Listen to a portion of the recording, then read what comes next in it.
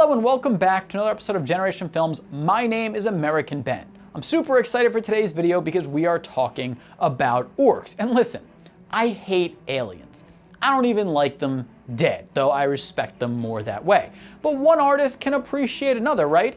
And I really appreciate their work.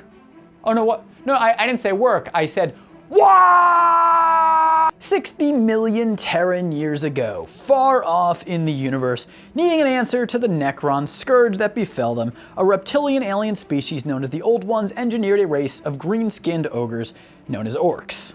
The orcs proved to be powerful, violent, and savage. In the 40K universe, the greenskins wreak havoc throughout the galaxy. They are the barbarians of the 41st millennium, each in every breath, hoping more than anything to tear you apart for a midday snack. So today, in the penultimate video of our Strongest Alien series, we are covering dem lovable orc boys of 40K fame. As always, if you enjoy the video, don't forget to hit that subscribe button and notification bell. Let's start with the advantages. Whoa, huh, yeah, what is it good for? Whoa, huh, yeah, what is it good for? Simple as they are, orcs also have the simplest advantage. Despite being tremendously strong individuals, the orc population is the biggest of all. Spread throughout the Milky Way galaxy, they outnumber every other intelligent race, save for maybe the Tyranids for obvious reasons. No matter where they are in the universe, not only will the orcs be large in number, but they will multiply quickly. Some think this is due to spontaneous physical division, but most believe orc numbers increase exponentially as time passes thanks to spores blown up by the wind from other orcs after they die. Whatever their way of expanding their forces might be, what is for sure is that there is too many of them to stop. Orcs are savage, murderous beasts, and if you said that to their faces, they'd probably be flattered. They are genetically engineered to be aggressive and muscular. They kill, enslave, and loot. Think Vikings, but uglier. Medieval Englishwomen might have been happy to be whisked away from their husband's bad teeth in the arms of Thor, but an orc invasion, that's bad news. The orcs are a stain on the galaxy, and if they come to your world, all that will soon be left is ruins. And former free peoples will either be dead or in chains. There have been other alien races that we've covered of which conquest is their unifying goal, their single cause, but for the orcs, war and conquest is to them as food and air is to humans. They cannot exist without it. These traits not only make the orcs universally feared, but comparatively brutal, even among 40K races. Orcs might not be individually psychic, but they have collective psychic power. This might not sound like anything special, oh, but it is. See, the orcs are a confident bunch, most likely unable to even process self-doubt. And their collective psychic abilities manifest in that anything the orcs believe is true as a group will actually become true. Why do orc rockets painted yellow create bigger explosions than non-yellow rockets? Well, there's no scientific reason for it, but the orcs believe they do, so kaboom! The orcs dumb things into working. Most importantly, this ability makes much of their tech unusable to non-orcs. Without orc collective psychic power, how do I say this? Their inventions make no sense. In the orcs world, science doesn't make technology. Technology makes science. This isn't to say that the orcs have no scientific expertise. Well, actually, most don't because they have a collective 45 IQ. But there exists a special caste of orcs known as odd boys, who possess genetically implanted talent for technological innovation and knowledge. This endows this special class with superior skill in developing and maintaining orc technology. Now, I wouldn't call these orcs smart necessarily. Each type of odd boy only has implanted into him what he needs to know for his specialization. Their technical prowess isn't really intellectual, it's instinctual. They simply know how to use a wrench. That their technological talents are instinctual is actually a great advantage. See, genes can simply be passed down automatically from orc to orc. They never need to worry about training new generations in order to maintain the strength of their society.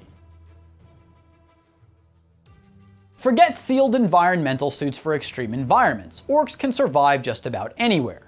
Or even better, they can thrive anywhere, including on death worlds, volcanic planets, corrosive swamps, space hulks, and planets that have recently underwent exterminaticization. Some say that orc enclaves exist within the Eye of Terror itself. The orcs just don't believe in adapting themselves. Instead, they adapt worlds to them, their ecosystem conquering environments as they conquer everything else.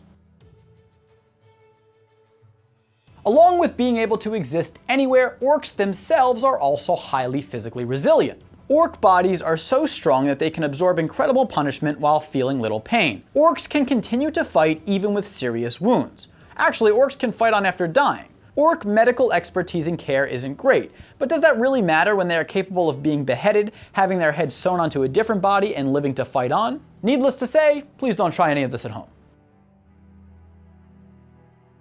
As we've mentioned, ork reproduction is highly efficient and doesn't take place in the way you might expect. Orks actually have some genetic traits of fungal life forms, thus the green skin. This means they have some plant-like behaviors. They reproduce by releasing fungal spores that grow underground into more orks. These spores are part of how the ork ecosystem interacts with and takes over planets from within. The orks have a symbiotic relationship with the planets they inhabit. In part, the planet is them. This also means that getting rid of an ork invasion is nearly impossible, as every ork that dies will only release more spores into the environment.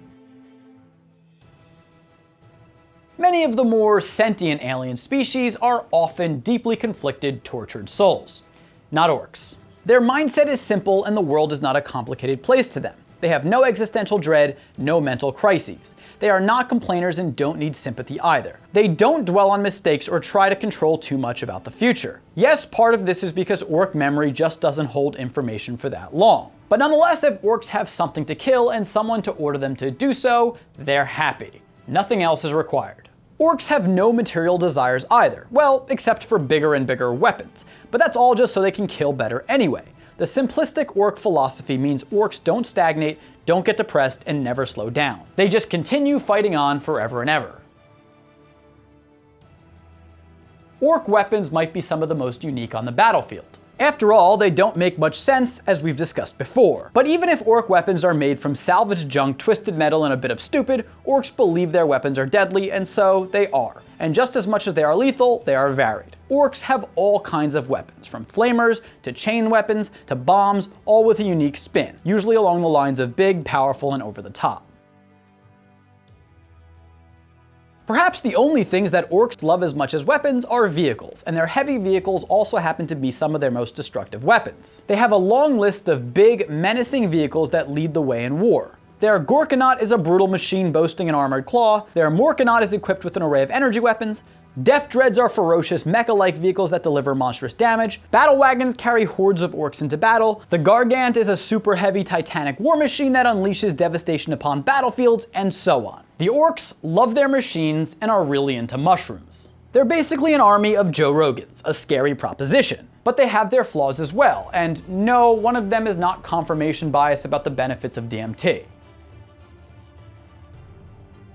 Yeah, so orks are dumb brutes. This is great for making enemies tremble in fear, but it also means that their society is not the most innovative or optimized.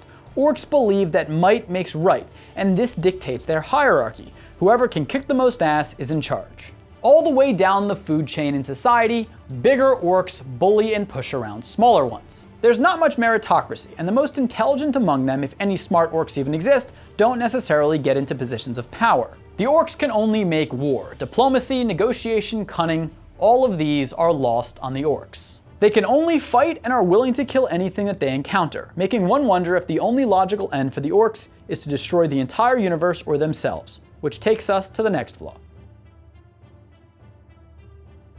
Orks may be infinite in number, but they are not unified. In fact, orc stellar empires usually don't last long, as they quickly descend into internecine violence. Orc societies are defined by pandemonium, are rife with violence, and often fall from within. Orc thirst for war does not stop at orc or even kin. Tribes fight other tribes, brother fights brother. Orcs have no goal but to be in a state of war, and this will forever be their downfall.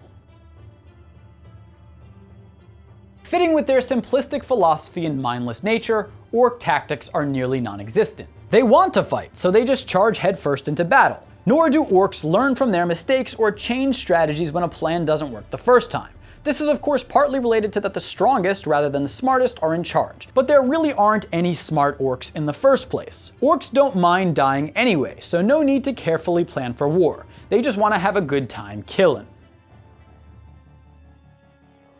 One more glaring flaw the orcs have is that they kind of suck at navigating space, and their fleets are underwhelming. Such is to be expected of a race that wants to be in the midst of the bloodshed rather than nestled within a massive ship. Orc ships are the jalopies of space. They are thrown together using a bunch of space junk and just believed into working. Perhaps if orcs believed them to work better, they would, but chances are, orcs would rather give themselves every excuse to not be pussies fighting aboard a ship, and so thus their ships suck. That's not to say that the orcs have no space combat capability. They have some deadly ships like the battle cruiser or the smaller kill cruiser, all of which are highlighted by some big guns. This all said, orcs would much rather just infest a space hulk, fashion weapons out of it, and wait for it to drift them into a battle somewhere, where they can unleash some old-fashioned carnage in person.